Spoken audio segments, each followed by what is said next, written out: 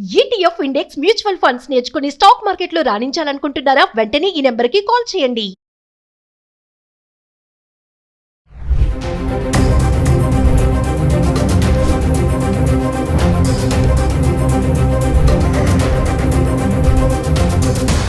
Hi hello నమస్తే welcome back to Suman TV. ప్రస్తుతం మనతో పాటు ఉన్నారు ఫ్యామిలీ కౌన్సిలర్ రజనీ రమ్మ గారు.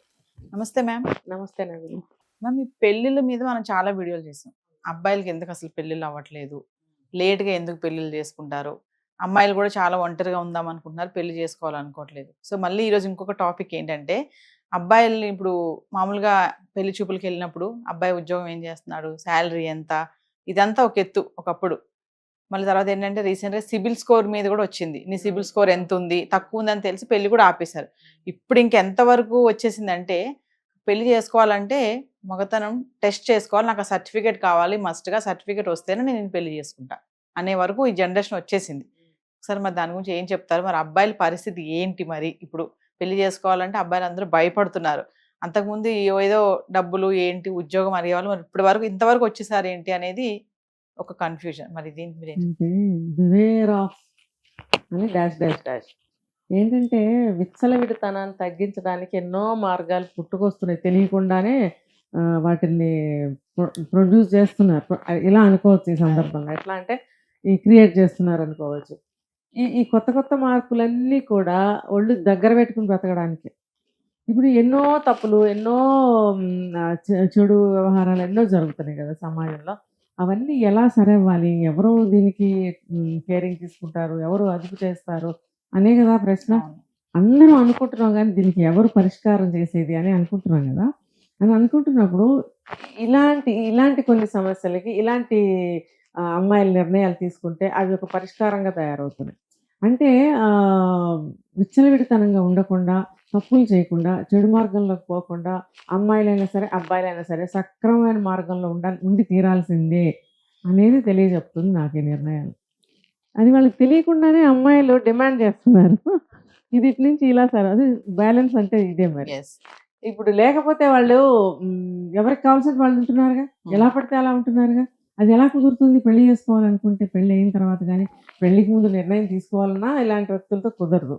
మరి గుడ్డిగా పెళ్లి చేసేసుకుంటే తర్వాత రిఫ్రిగేషన్స్ వస్తాయి, మళ్ళీ విడాకులు అయిపోవడం, లేకపోతే కొట్లాట్లు అయిపోవడం, ఇవన్నీ జరుగుతాయి. కాబట్టి ఇలాంటి నిర్ణయం అనేది మంచిదే. కాకపోతే ఏంటంటే అది మనం ఒక వ్యక్తి యొక్క ఆత్మాభిమానాన్ని కానీ, సెల్ఫ్ రెస్పెక్ట్ని కానీ, వాళ్ళ ఇంటి పరువుని కానీ దృష్టిలో పెట్టుకుని కాన్ఫిడెన్షియల్గా ఇలాంటివి చేసుకోవడం అనేది మంచి పద్ధతి. అంటే అన్ని ఎంజాయ్ చేసేసి అంత అయిపోయాక మంచిగా పెళ్లి చేసుకుంటున్నారు, అందుకే ఇలాంటివి అడుగుతున్నారు అమ్మాయిలను అంటారా? ఎలా అయినా అనుకోవచ్చు. ఇప్పుడు మొత్తం చెప్పమంటే చెప్పేస్తా. ఏంటంటే ఇది నేను ఫస్ట్ చెప్పింది ఈ పాయింట్ కదా. అయితే ఇప్పుడు ఒక కేసులో మనం విన్నాం. ఏంటి, పెళ్ళయింది, తర్వాత ఇతను మగాడు కాదు అని చెప్పడం ఆ అమ్మాయి. కాదని అనడం ఏంటి? అదేలాగా ఇప్పుడు అలాంటి లక్షణాలు కూడా వంశంలో ఉండి ఉంటాయండి కొంతమందికి. అలా ఒక మగ లక్షణాలు లేని బిడ్డ పుట్టడం అనేది కొంతమందికి వంశపారంపర్యం ఎక్కడైనా జీన్స్గా రావచ్చు. కానీ అలాంటిది కూడా నేపథ్యం వాళ్ళ ఫ్యామిలీలో లేనప్పుడు వాళ్ళు కూడా నమ్మలేకపోతారు. సో వాళ్ళని సరే టెస్ట్లన్నీ చేయించారు. డాక్టర్స్ అందరూ కూడా సర్టిఫికేట్ ఇవ్వడం జరిగింది, ఎక్స్పర్ట్స్కి చూపించడం జరిగింది. వాళ్ళందరూ కూడా సర్టిఫై చేశారు ఇతను అబ్బాయే అని. చేసిన తర్వాత కూడా ఆ అమ్మాయి ఏం చెప్తుంది, మీరు ఎంత మెడికల్ రిపోర్ట్స్ ఎంత చెప్పినా సరే అది నాకు తెలుస్తుంది అని అంటే, ఇక దానికి మించిన గురి అయిన మాట ఇంకొకటి ఉండదు. భార్య చెప్తుంది కదా అని నమ్ముతారు. నమ్మి ఆ అమ్మాయి డివోర్స్ కేసుని డివోర్స్ అయిపోయింది. అంటే తర్వాత చూస్తే మళ్ళీ 1.5 years తర్వాత అతను మళ్ళీ మ్యారేజ్ చేసుకోవడం, ఒక బాబు పుట్టడం జరిగింది.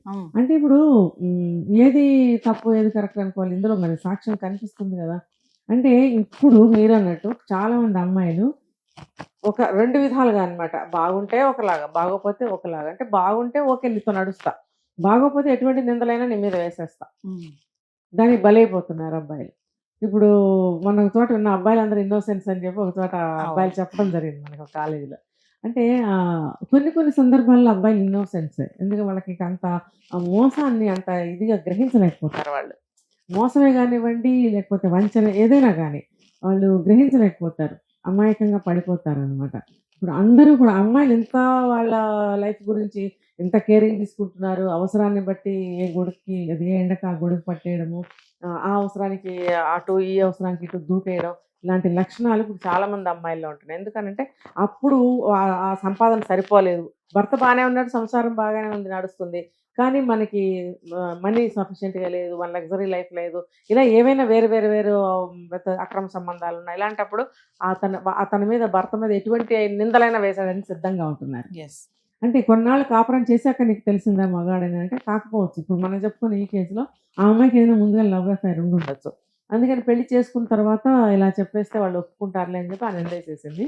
అది చాలా చాలా తప్పు. ఇంకొక వ్యక్తి పర్సనల్ లైఫ్ కానీ, అతని ఫ్యామిలీ లైఫ్ కానీ, అతని పరువు ప్రతిష్టలు కానీ గురించి ఆలోచించే ఇది లేదు ఆ అమ్మాయికి.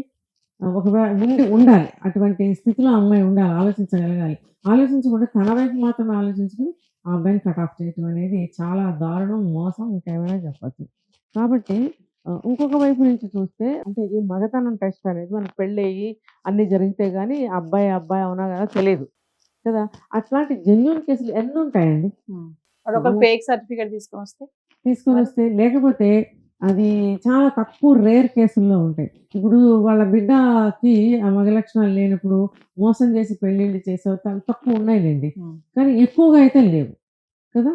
లేవు కాబట్టి మనకి ఈ టెస్ట్ అనేది ఇప్పుడు మరి ఇలా అంటున్నారు కాబట్టి ఇష్టమైన వాళ్ళు చేయించుకోండి. సర్టిఫికేట్ మస్ట్ కావాలి అని అంటున్నారంట మేడం. అంటున్నారు. మీరు అన్నట్టు ఫేక్ తీసుకొస్తే ఇప్పుడు ఎన్నో జరుగుతున్నాయి కదా. జరుగుతున్నప్పుడు మరి మీకేంటి ప్రూఫ్ అక్కడ?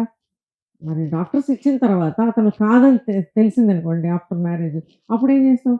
నువ్వు మళ్ళీ డాక్టర్స్ దగ్గరికి వెళ్ళి కోర్టుకి ఎక్కి చేస్తే అదిగో సర్టిఫికేట్స్ ఉన్నాయంట, మళ్ళీ రచ్చ అయ్యింది అనుకోండి, మళ్ళీ టెస్టులు చేసి మళ్ళీ రోడ్డుకి ఎక్కడం జరుగుతుంది. ఎందుకంటే మేడం గతంలో పాతకాలంలో చూసుకుంటే అమ్మాయిని అడిగేవాళ్ళు, ఒక పాట పాడమ్మా, ఒకసారి లేచి నడమ్మా, ఇలాంటివి చేసేవాళ్ళు కదా. ఇప్పుడు అమ్మాయిలు అబ్బాయిలు అనమాట. రీసెంట్ గా చూసుకుంటే సివిల్ స్కోర్ విషయంలో కూడా ఒక పెళ్లి ఆగిపోయింది.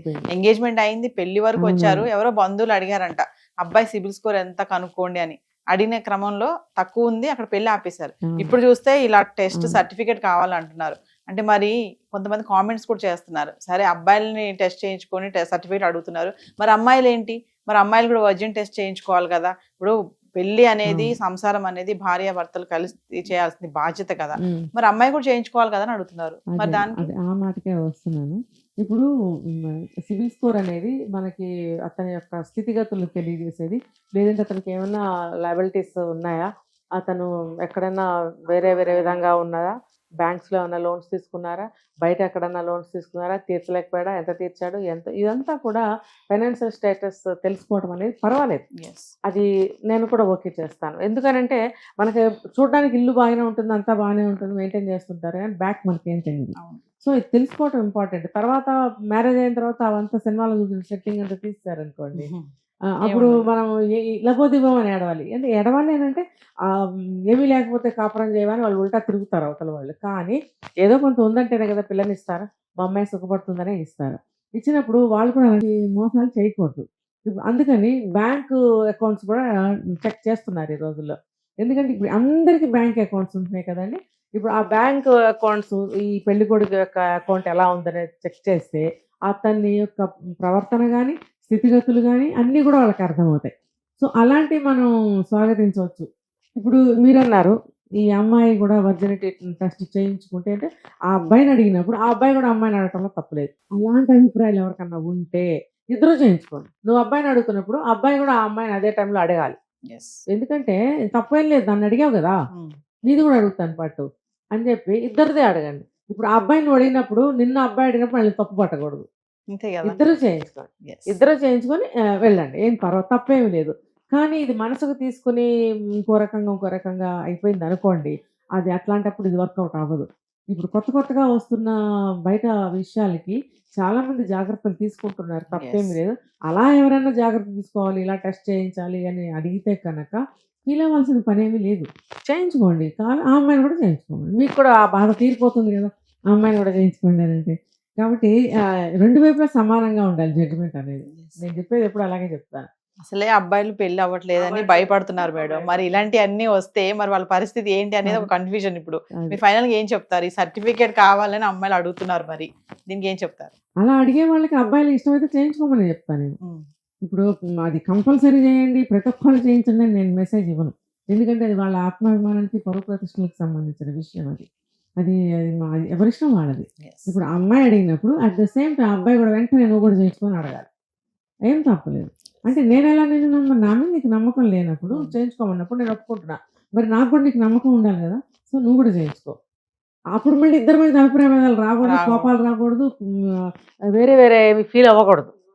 ఆ స్థితిలో మీరు ఉన్నట్టయితే చేయించుకోమని అడగండి. ఎందుకంటే ఆఫ్టర్ మ్యారేజ్ మీరు ఫెయిల్ అవుతుంది మ్యారిటల్ లైఫ్ అని అనుకుంటే మీకు ఆ థాట్ ఉన్నట్టయితే తప్పకుండా మీరు అడగచ్చు. yes. ఆ అబ్బాయి కూడా ఇష్టపడాలి కదా. లేదు ఆ అబ్బాయి కూడా అడిగాడు అనుకోండి, మీరు కూడా చేయించుకుంటే మీరు సిద్ధపడి ఉండాలి yes. కదా. ఇది యాక్చువల్గా సీరియస్ విషయమే ఇది. మరి రెండు పక్కల నుంచి ఉండాలి. Thank you ma'am.